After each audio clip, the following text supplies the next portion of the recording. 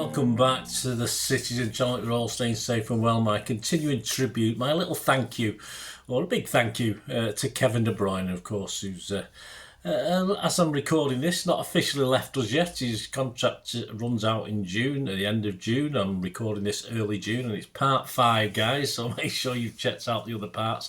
I look through my own observations and the media as well at Kevin's time at City.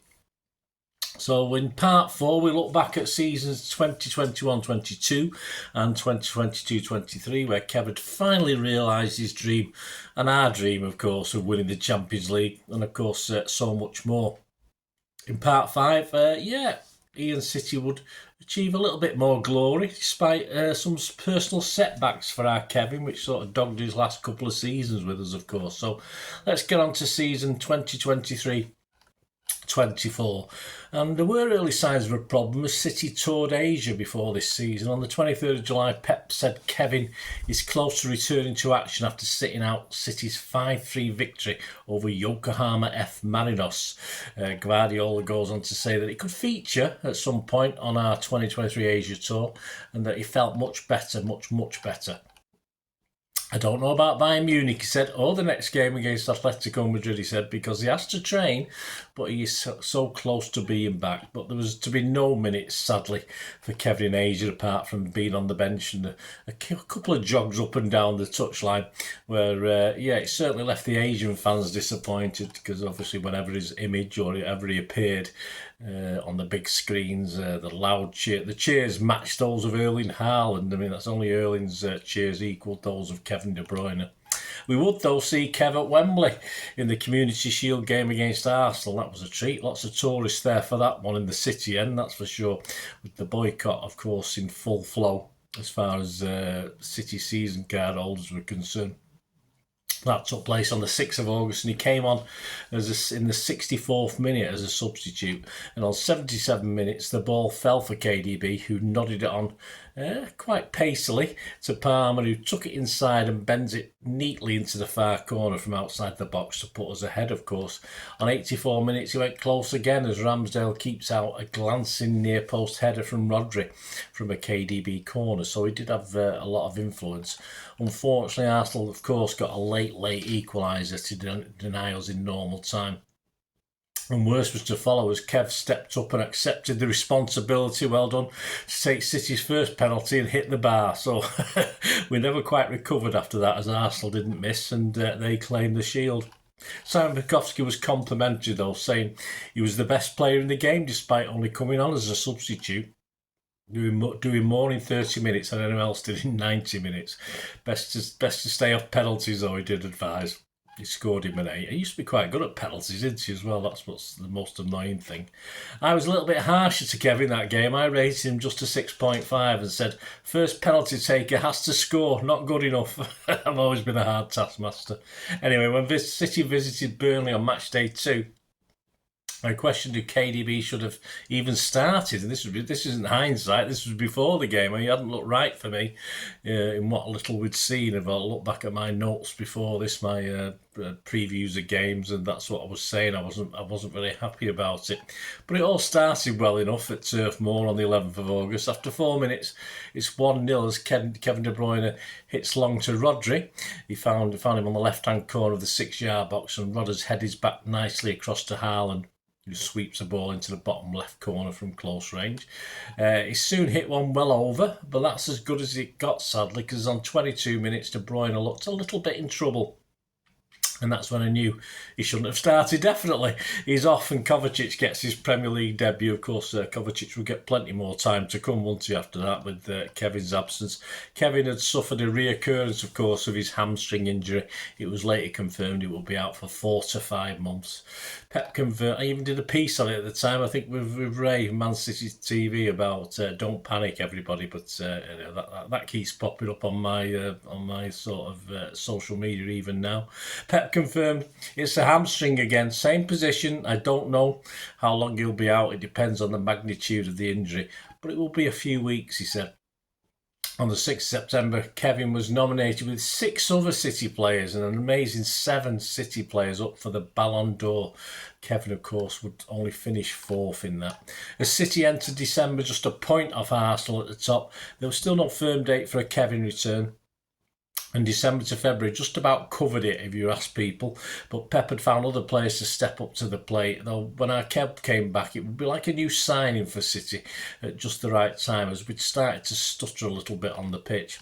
A big clue to Kevin's return though was City announced their World Club Cup squad in early December, with Kevin named in the 23-man squad. As City lifted the trophy for the first time, of course, Kev didn't get a look in as far as on the pitch action was concerned though, but we knew he couldn't be far away. Kevin will be back on the bench by the New Year's Eve match-up with Sheffield United, a 2-0 home win. 2 points separated the top 4 at that stage. Liverpool top on goal difference from Aston Villa on 42 points. City then Arsenal next on 40 points, but we'd played a game more than all 3 of those teams. Finally, all the headlines were about Kevin for the right reasons, as he would get back into action in the FA Cup 5-0 Etihad win over Huddersfield. He received a hero's welcome, as you'd expect when he was warming up. De Bruyne replaced Alves on 57 minutes and was instantly involved in play, and now has 2 assists for the season after picking out Doku for goal number 5. Pep said about him, he played really good minutes and we thought it was better in the second half when there was more space because they defended really deep and the spaces were so hard to find. But in the second half there were more spaces and we played with good intention and it was really good. Now, as I said in previous press conferences, Kevin needs to accumulate training sessions and more training sessions, even more than games. Now with Newcastle next weekend we have another chance, then we have 2 weeks to have good training sessions here and in Abu Dhabi, so we are ready for the second part of the season. But I'm incredibly happy to have him back because Kevin helps you to win games. City boss also says he will not put pressure on De Bruyne and not too much expectation should be placed on his shoulders as he continues his comeback. Kevin is not going to solve the problems, he said, that we have, and we are not going to have victories unless we are all together, he said. Kevin will help us with his talent and can help us in the things we are getting better at. He can handle the pressure, we know that, but I don't want to put pressure on Kevin's shoulders because it's not fair on him. He has a special quality that is difficult to find. We have known each other for a long time.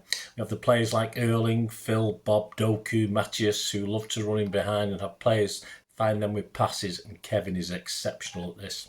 That's why first we are pleased he is back after 3 or 4 months out with injury and is fresh in his mind and played really good minutes as he showed with the quality of the assist for the 5th goal. So yeah, it's really good to have him back. On to that mentioned earlier Newcastle game on the 13th of January. And Kevin found a new bloke to supply, didn't he, in front of goal. Kevin replaced Bernardo on 69 minutes. Simon Bukowski said, De Bruyne is back, already streets ahead of everyone else on the pitch. I just said, wow, has to have the rating despite less than 30 minutes. I don't usually rate players unless they can put in 30 minutes, but Kev deserved a 9 for this, and Simon Bukowski gave him a 9 as well. With City 2-1 down, Kevin re-galvanised us. He scored just 5 minutes after coming on, and with time running out, played in Oscar Bob, who finished expertly to win City 3 valuable points. Pep said again on him, he's a special player. He's a legend who is so beloved for our people, said the boss. He's fresh in his mind because 5 months is a long time, and in the second half of the season, he can help us to be there until the end. He needs to have a bit more freedom and space and to be able to move to where his nose or gut is telling him at the moment to create some passes. When Kevin has the ball, we need runners like Oscar, as he did today. Phil and Erling, his goal was fantastic. Kev's Premier League stats before the match-up with Burnley on the 31st of January, 244 appearances, 65 goals, 103 assists, 12,337 passes. He was making 50.56 passes per match, 164 big chances created, 1,668 crosses and 589 shots with a 35% accuracy. He got his first start back from injury in this Burnley game, a 3-1 win for City. A clever training pitch free kick, I think we practiced them then, to tee up Alvarez for his second, and more than 70 minutes under his belt on his first start back. Kevin won the City fans Player of the Month vote for January. On the 5th of February, a 3-1 win at Brentford and another assist for Foden just after half-time to put City in front, and more danger when he ran at the Brentford defence or whipped a ball in. The home side looked worried whenever Kevin was on it. He got an 8 from me and Simon Bukowski. Kevin's assist for Phil was his 150th in 363 appearances. And when he wasn't starting, City were missing his presence. He replaced Nunes on 57 minutes in a 2-0 win at Everton, home win to Everton. He laid on Erling's second on 85 minutes, but the big man was a little miffed deep into injury time, as instead of finding him for a possible hat-trick, Kev tried to chip Pickford, but it landed sadly on the roof of the net. 3 goals for City in the first leg of the Champions League round 16 game in Copenhagen on the 13th of February, and Euro Kev was involved in all 3. Sam Bukowski said, 1 goal, 2 assists and another performance to show that nobody can touch him at his best. You give him an 8 out of 10. A low strike had put City ahead on 10 minutes as Foden played him in. Copenhagen equalised just before half-time despite being under pressure in the box. KDB somewhat fortuitously, though it cannoned off him and found Bernardo, who fired City back ahead. So that counts as an assist. We'll have that one.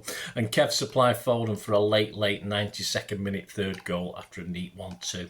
A scare for us again as he sat out a 1-0 home win over Brentford on February the 20th, and he complained of a niggle in his hamstring, but it was far from happy when 7 days later, despite looking tired, he played the full game in the FA Cup match at Luton on the 27th of February. Then again, I can't blame Pep, as KDB enjoyed himself in a 6-2 rout of Luton with 4 assists, and only Erling's 4-goal haul stopped Kevin a 9.5 rating on the day from being man of the match, though I did say he looked shattered by the end.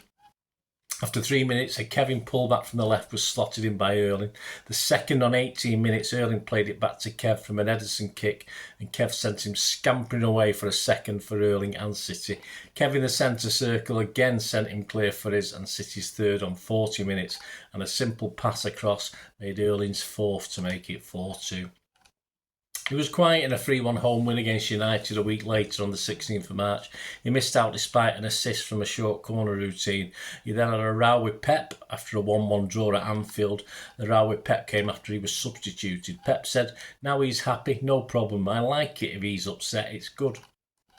Interestingly enough, he had picked up a groin strain that game that had kept him sidelined for a few days, so perhaps if Pep hadn't subbed him, it may have meant a bit more time out, but it's good to see the passion, of course. No big moments against Arsenal at the Etihad on the 31st of March. Arsenal sat top, second were Liverpool, third City, a point behind them, as City and Arsenal just drew that 1-0. But with Liverpool and Arsenal still to chase down, hello to a KDB masterclass at Selhurst Park on the 6th of April in a 4-2 win, as Kevin hit 100 career goals for City. He was more than happy. As he said, he just wanted to reach 100 before Phil Foden and Erling Haaland did. With City 1 down, a Kev left foot rocket into the top corner on 14 minutes made it 1-1. Kev set up Haaland beautifully for 3-1 on 66 minutes, and his 100th goal last in after a cushion Rodri assist 20 minutes from time made it 4-1. Simon Bukowski said, 2 brilliant goals and assists. It's difficult to argue with. He has some sticky moments, but exactly what Guardiola wants him to. I added quality from KDB, and we both marked him 9 out of 10. Kevin said himself, I think my performance was good. He tells TNT afterwards, it's a very untypical season after being out for 6 months and coming back. Sometimes I feel good, sometimes I need a little bit more time for my body. I've tried to prepare myself the best way possible and try to do the job as good as possible. Pep added, give me the players like Kevin and these types of games are easy. Well, obviously he wanted to make it as tough as possible, as Kev spent the night on the bench in the 3-3 draw with Real Madrid on the 9th of April at the Bernabeu in the Champions League quarter-final first leg. And as City went top of the Premier for the first time in 5 months, Kevin was relatively quiet in a comfortable 5-1 home win over Luton. Days later, despite Kevin smashing in a late equaliser at home to Real Madrid in the second leg, he had wasted a couple of good chances.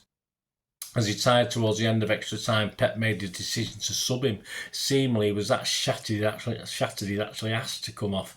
Sadly, his replacement Kovacic missed his penalty, as we lost on penalties. Despite this, David McDonald gave KDB the man of the match. But there was no time to lick our wounds and feel sorry for ourselves. There's a small matter of an FA Cup semi-final up next. It ended 1-0 to City, and though exhausted in the last game, Kevin started against Chelsea but still looked worn out to me. His deflected cross fell to Bernardo to score the only goal of the game on 84 minutes, and he was also named the BBC Man of the Match. So even a tired out Kevin was capable of man of the match performances, it seems. Back to league action, and with Arsenal and Liverpool stuttering, a must-win game at the Amex on Thursday the 25th of April, and a Kev spectacular diving header from a walk across gave City the lead on 17 minutes. That was his first headed goal ever in the Premier League. Both Joe Bray and I rated his game an 8 out of 10. 2 assists, a cross for a Gvardiol header and another for Erling, and a 2-0 win at the City ground on the 28th of April. With 4 games to play, City sat second, a point behind Arsenal, but with a game in hand as Wolves came to the Etihad on the 4th of May and they were rightly dispatched 5-1. His all-time Premier League stats before this game: 256 appearances, 68 goals, 110 assists, 12,929 passes, 50.5 passes per game, 1,772 crosses with a 25% accuracy, 671 accurate long balls and 620 shots with a 35% accuracy. A week later, he set up the first for Gvardiol after, lucky for us, 13 minutes in a 4-0 win at sunny Creighton Cottage, linking up effortlessly with Gvardiol, who opened the scoring. A win, yes, a win at Spurs. It was becoming a bit of a regular occurrence, and City were on their way to 4 in a row as a Kevin cross was scored by Erling for 1-0. In an eventual 2-0 win. And Kev had a quieter game by his standards, as City did, making it 4 in a row, beating West Ham 3-1 at the Etihad on the last day of the season on the 19th of May. No league and cup double for Kev or City though, as apparently a hungover squad lost to that lot down the road in the FA Cup final a week later, with Kev himself seeming eager, just so keen to get off the pitch. You couldn't stop him. He ran off so faster than he moved all game after 56 minutes, pulling a 5 out of 10 FA Cup final display. His season stats though: Premier League 15 starts, 3 as sub, 4 goals and 10 assists. In the FA Cup, 3 starts, 2 as substitute and 5 assists, and in the Champions League, 2 starts, 2 goals, 2 assists. So there you go. Not the greatest note to finish on in a season disrupted by injury. So join me next time as Kevin enters his final season with City and we say goodbye to a legend who again has had his fair share of injury problems coming up in this one as well. So join me next time, guys. Let us know your memories. Hope you enjoyed this. If you do like what I try and do on the channel, guys, you want to give us your support, there are ways of doing that. Not just subscribing, you can become a member and stuff like this, get copies of scripts or all these vlogs nice and early. So if you're interested, guys, just keep watching for another minute or so and you can find out ways of helping the channel. Thanks for sticking with us, guys. I hope you enjoyed the feature, and yeah, if you can support me through the subscription, if you can subscribe, guys, that'd be wonderful if you've not already done so. We do actually have memberships at the moment, just 99p a month, so you get access to all my City stuff, including all the history vlogs, dozens and dozens not been published yet that you get immediate access to, and every time I do a edit and do a vlog, you get immediate access to it as well. So you can have a copy of scripts as well if you want any hard copy of the sort of things I do on matches and teams and managers and players, etc, etc. So if you can join the membership, that'd be wonderful. We do fine. And yeah, if you want to support the channel just by watching the ads, that helps. Watch the ads, let them play through while you just have to check your phone or something, let it play out. And of course, if you follow any of the links, that always works as well. You follow a link to one of the ads and you fancy something. I've done it myself. I've followed a link and actually purchased something from another organisation. But it can happen. It can happen. Not all ads are stuff you're not interested in. And of course, if you can give us a like, guys, that would be absolutely fantastic. All likes are much appreciated. Anyway, thanks for watching. Until the next time, of course, I only ever ask one thing, don't I? Please, I ask you all to stay safe, especially you Blues. Until the next time, come on, City. Bye for now.